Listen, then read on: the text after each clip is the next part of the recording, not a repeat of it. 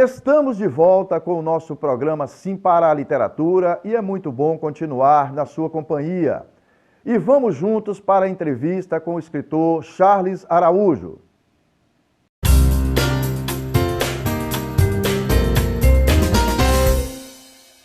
Charles, e aí, como é que começou a sua história com leitura? Como é que o livro aconteceu na sua vida?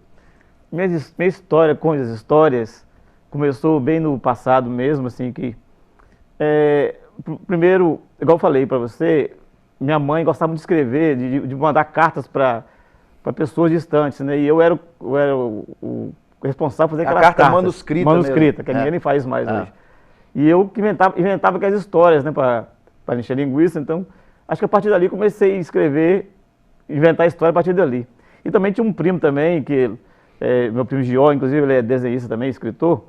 Ele também tinha muita revista, né, sempre estava naquele mundo de leitura assim, né, e a gente tinha acesso a muita leitura, entendeu? Então, a partir daí, eu comecei a ter o gosto pela leitura. E a minha família também, meu pai, apesar de não ter formação, né, acadêmica nenhuma, estudou até a 4ª série, meu pai sempre gostou de ler cordel, até hoje ele sabe de cor muitas coisas, entendeu? Minha mãe.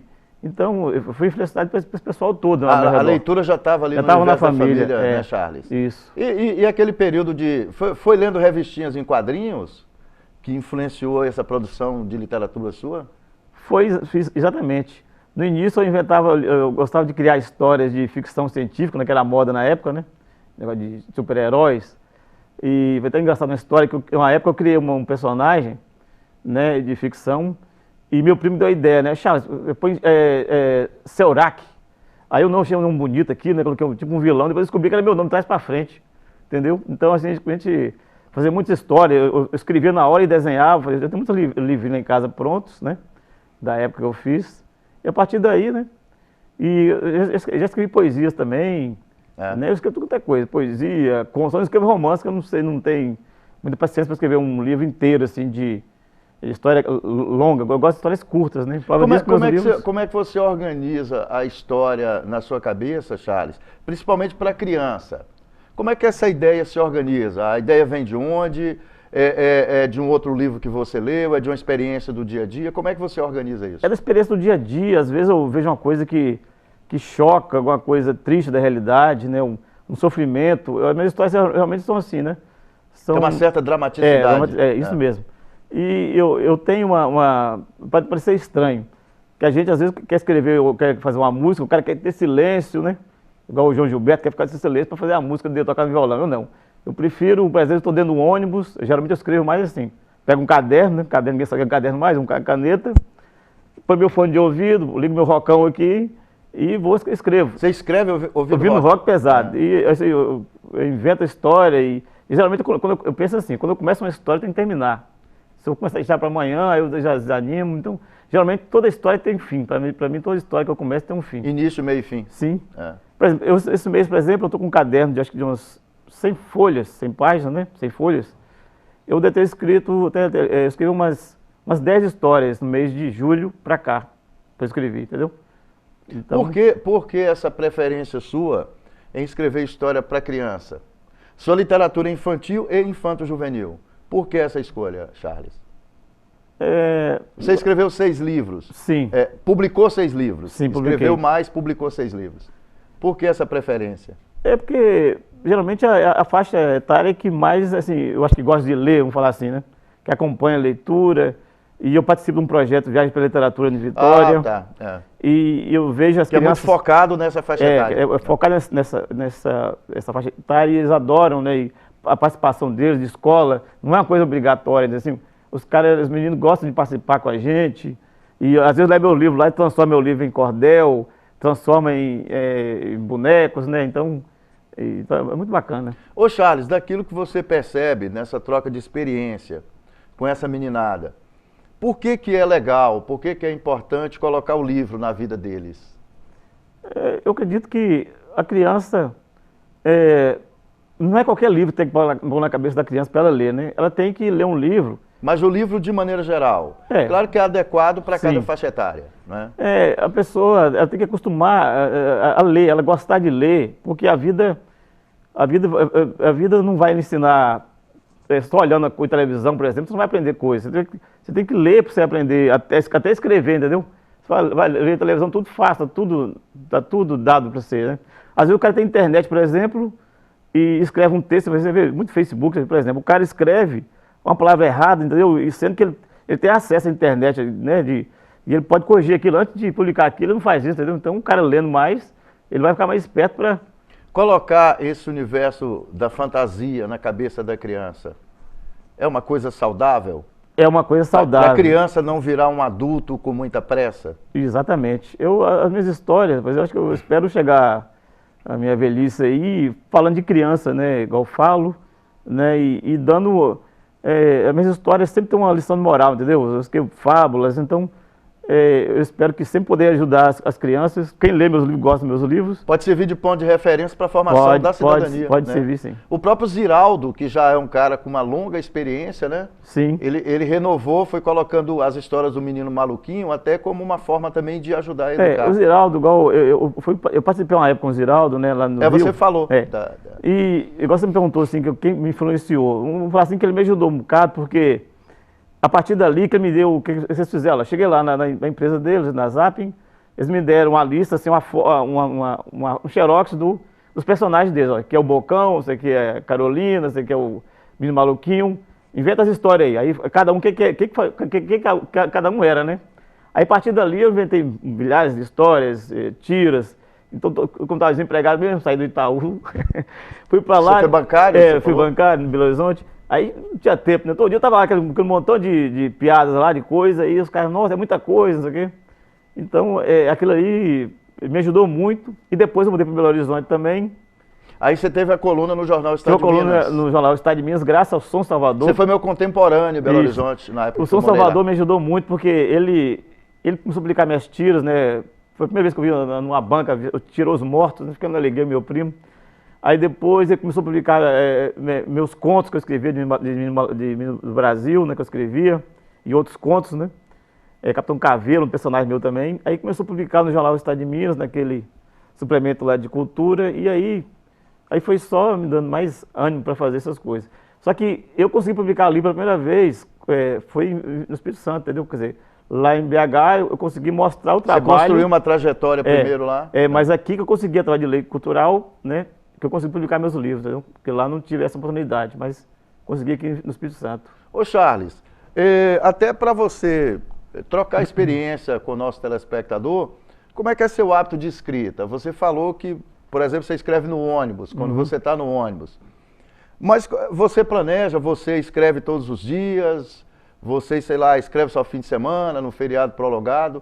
Como é que funciona isso para você? O seu hábito como escritor? Eu escrevo geralmente quando eu tenho um tempo, entendeu? Por exemplo, igual quando eu entro no ônibus, que eu falei que eu tenho um tempo distante da serra até chegar no meu serviço, né? Lá em Vitória, então é um tempo, dá para escrever uma história, ou duas, dá para escrever 2 histórias até, entendeu?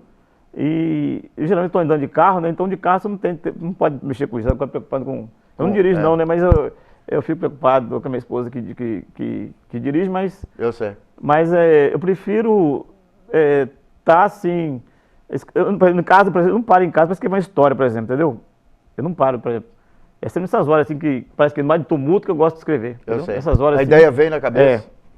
Eu olho para alguma coisa, aconteceu lá, eu vi um mendigo ali, mas eu vou escutar aquele mendigo. Então, eu sei. Geralmente é assim que eu faço as histórias. Ô Charles, histórias que os bichos contam. Vamos falar dos 6 livros que você publicou, né? Vou mostrar para nosso telespectador aqui 2 dos livros, sim, tá? Histórias que os bichos contam, só contar um pouquinho. E a gente vai botar a foto do livro depois aí para o pessoal ver, tá bom? Histórias que os bichos contam. Meu irmão, tem irmão que é médico, oftalmologista, Rubens, ele falava assim, sempre falou assim, essa história é velha, a história da época os bichos contavam, conversavam. Aí foi boa ideia um título, né? Eu coloquei esse título aqui, né? Histórias que os bichos contam. É só história que eu sempre gostei de escrever de bicho, né? São histórias de bichos transformadas, seriam como se fossem humanos, né? Como eles agem, né, na vida, o sofrimento de cada um deles aqui. E são fábulas, na verdade. São fábulas, né, para criança. Eu falo que é para criança e para adulto também, pra né? Adulto porque também. hoje eu tive um fã hoje aqui em Linhares, né, que me agradeceu pelo livro, né? Então, mas são histórias fábulas para criança, entendeu? Eu sei. E são vários contos, por exemplo, eu tenho facilidade de escrever. Esse livro tem quanto tempo que você publicou? Eu publiquei em 2000 deixa eu ver aqui, 2016. É recente. É recente. Geralmente eu escrevo com muita facilidade. E meus livros, eu não consigo, por exemplo, eu não consigo fazer um livro de uma história só. Tipo assim, publicar um livro de uma história só. Prova disso que o primeiro livro meu tem, acho que 300 páginas, entendeu? Aí o cara é doido, eu tenho que ler 300 páginas. Né? Eu não leio mais 300 páginas, né? Eu sei. E aí, assim, eu escrevo muita coisa. As Aventuras dos Meninos do Brasil e do Capitão Caveira. Ah, tá certo. Fala um pouquinho disso aqui. Pois é, como eu falei, fui colaborador do Ziraldo, né? E eu bolava as tiras, daí as historinhas. Aí só como era muita coisa, eu escrevia muito com a rapidez danada. Aí meu primo Gió falou assim, Charles, por que você não cria seus próprios personagens, rapaz? Aí fui e pensei assim, a minha família só tem maluco lá, né? E os nomes doidos também, uma é Gió e próprio Gió. Gió?